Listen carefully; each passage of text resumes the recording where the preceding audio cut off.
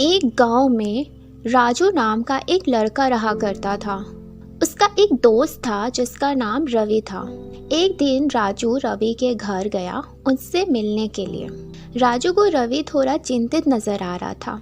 राजू ने रवि से उसके चिंतित होने का कारण उससे पूछा, पर रवि ने राजू को कुछ जवाब नहीं दिया।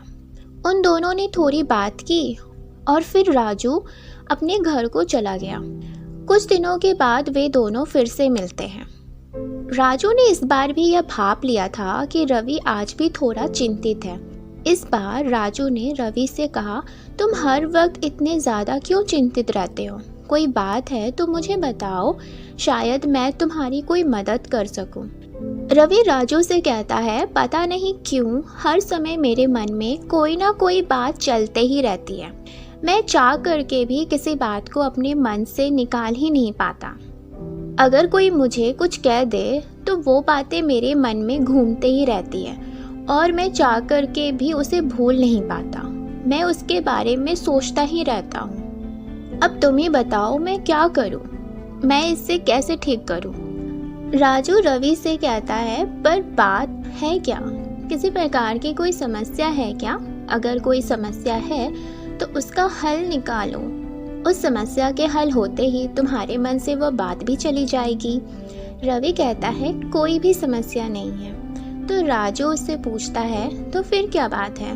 रवि बताता है कि असल में मैं हर वक्त किसी न किसी चीज़ के बारे में सोचता ही रहता हूँ, चाहे वह बात मुझसे जुड़ी हो या नहीं। मेरा मन कभी भी शांत नहीं रहता।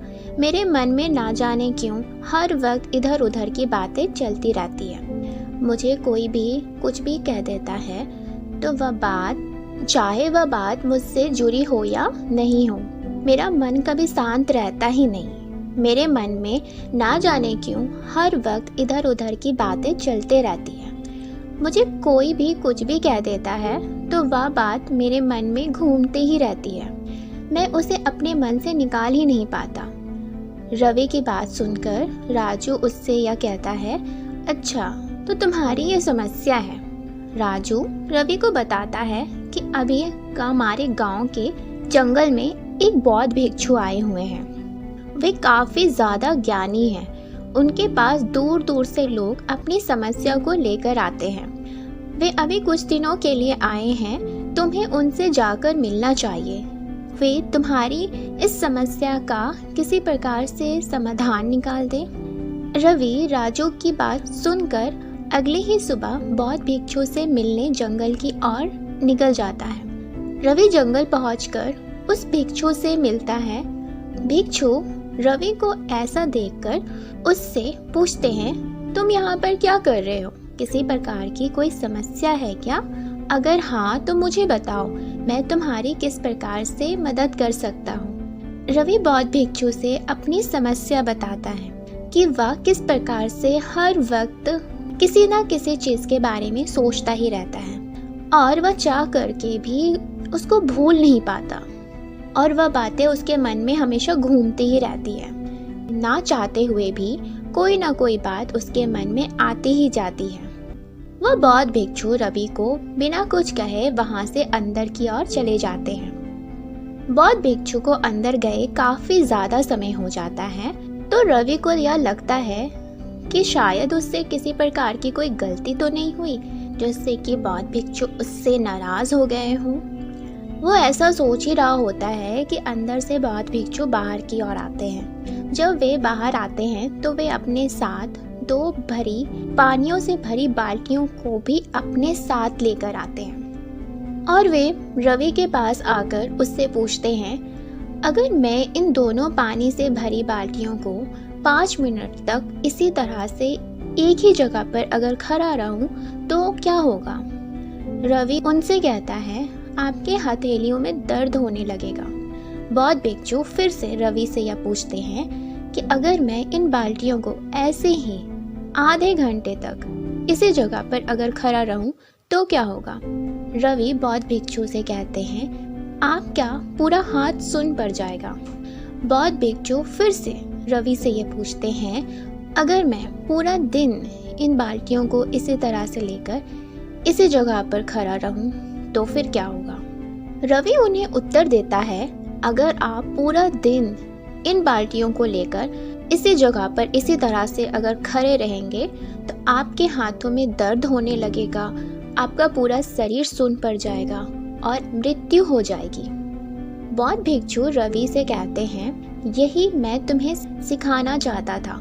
सोचो, बस कुछ घंटों के लिए मैं इन पानी से भरी बाल्टियों को पकड़कर खड़ा रहूं तो तुम्हें पता है कि ऐसा करने से क्या होगा। तो सोचो, तुम इतनी सारी बातों को अपने मन में लिए घूम रहे हो तो तुम्हारे साथ क्या होगा। किसी बात को अपने मन में रखने से कुछ लाभ तो नहीं, बल्कि वे तुम्हें ही हानि पहुंचा रहे हैं। तो तुम किसी भी चीज़ के बारे में इतना क्यों सोचते हो? इन बाल्टियों के समान अगर हम सही समय पर इसे उसके सही स्थान पर ना रखें तो इससे हमें ही नुकसान होगा। इसीलिए हमें कोई भी बात को सही समय पर छोड़ देना चाहिए। अगर हम ऐसा ना करें तो वे हमें ही हानि पहुंचाएंगे। रवि को यह समझ आ जाता है कि वह किस प्रकार से वह अपने आप को ही नुकसान पहुंचा रहा है। वह बौद्ध भिक्षु को इस शिक्षा के लिए उन्हें धन्यवाद देता है और वह अपने घर की ओर चला जाता है। हम भी अपने जीवन में कई ऐसी बातों के बारे में सोचते रहते हैं जो हमारे लिए कोई मायने ही नहीं रखता। हम अपने पिछले जीवन के ही बारे में या हमारा कल कैसा होगा इसी समस्या के बारे में सोचते रहते हैं और अपने आज को खराब करते हैं। जो बीत चुका है उसको तो हम बदल नहीं सकते और जो आने वाला है हम उसके बारे में किसी भी प्रकार की कोई भविष्यवाणी नहीं कर सकते, पर हम अपनी पिछली बातों से सीख लेते हुए अपने आज को बेहतर करते हुए हम अपने आने वाले जीवन को संवार सकते हैं। कई लोगों की यह समस्या होती है कि वे हमेशा किसी न किसी चीज़ से संबंधित बातों के बारे में सोचते ही रहते हैं। अगर ऐसे लोगों को किसी ने कुछ कह दिया तो वे पूरे दिन या कितने महीने उसी बात के बारे में सोचते रहेंगे कि उसे क्यों कहा, कैसे कहा, ऐसा नहीं कहना चाहिए था, वगैरह वगैरह। अगर कोई हमारे घर में कचरा डाले तो क्या उसे ऐसा हम करने देंगे? नहीं, हम अपने घर को गंदा नहीं करने देंगे। तो आप अपने मन में लोगों की बातों को क्यों डालते हो? जिस तरह से हम अपने घर को गंदा नहीं करने दे सकते, उसी तरह से हम अपने मन को क्यों गंदा करने देते हैं? हम अपने घर को तो साफ रखते हैं, पर अपने मन में हम किसी के भी बातों के कचरों को डालने दे देते हैं और अपने मन को गंदा करने देते हैं। आप कैसे हो आपको पता है कि आप क्या हो। लोग क्या कहते हैं आपके बारे में या आपके बारे में वे क्या सोचते हैं, ये उनकी सोच है। आप उनके कचरे को अपने मन में क्यों डालने देते हैं? हम इस बात को समझें कि जिस तरह से हम अपने घर को गंदा नहीं करने दे सकते, उसी प्रकार से हम अपने मन को भी गंदा ना होने दें। और समय समय पर हम जिस तरीके से अपने घर को साफ करते हैं, उसी तरीके से हमें अपने मन की भी सफाई करनी चाहिए। इसी के साथ अगर आपको हमारी ये प्रेरणादायक कहानी अच्छी लगी हो तो हमारे इस चैनल को ज़रूर सपोर्ट करें।